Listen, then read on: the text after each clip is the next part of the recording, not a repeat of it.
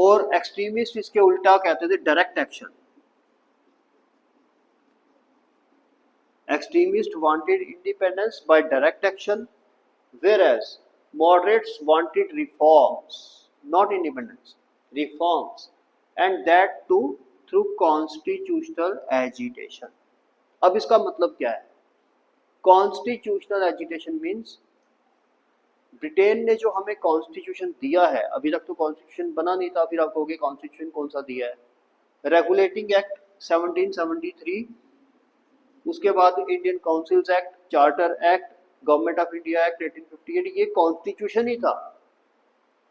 ये सारे एक्ट मिला के अभी तक जो बने थे सारे कॉन्स्टिट्यूशन ही था। ठीक है, तो ये कहते थे कॉन्स्टिट्यूशनल एजिटेशन, यानी कि अब वो वाला एक्ट लाओ, अगला एक्ट वो वाला लाओ जिसमें इंडिया को फंडामेंटल राइट्स मिले, जिसमें इंडिया को इलेक्शंस हो, डेमोक्रेसी आए, जो कि अंग्रेजों ने बड़ा धीरे धीरे दिया। Democracy lie but very limited.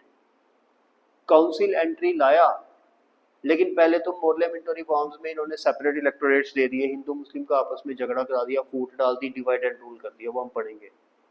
ठीक है, फिर मोंटेगो चेम्सफोर्ड रिफॉर्म्स 1919 में इन्होंने सिख को भी और बाकी रिलीजन्स को भी सेपरेट इलेक्टोरेट्स दे दिए। ठीक है, तो अल्टीमेटली इन्होंने इंडिया को बांट दिया डिफरेंट रिलीजन में। सेपरेट इलेक्टोरेट बताऊंगा बाद में क्या होता है, कि हिंदू सिर्फ हिंदू को वोट डाल सकता है, मुस्लिम सिर्फ मुस्लिम को वोट डाल सकता है। तो ये मांग रहे थे कॉन्स्टिट्यूशनल एजिटेशन, यानी और स्टेप बाय स्टेप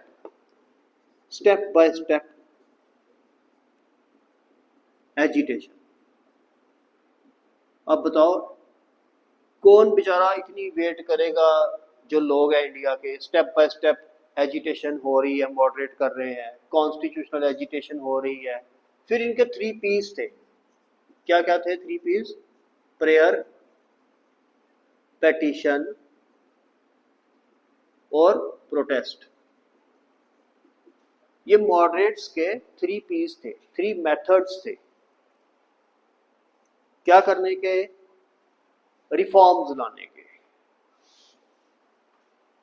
देखो हम बात कर रहे हैं पहले पीरियड की, 1885 से 1905 तक। अभी तक मॉडरेट्स ने इंडिपेंडेंस मांगी ही नहीं है, ना तो डोमिनियन स्टेटस मांगा है। अभी तक वो क्या मांग रहे हैं? कॉन्स्टिट्यूशनल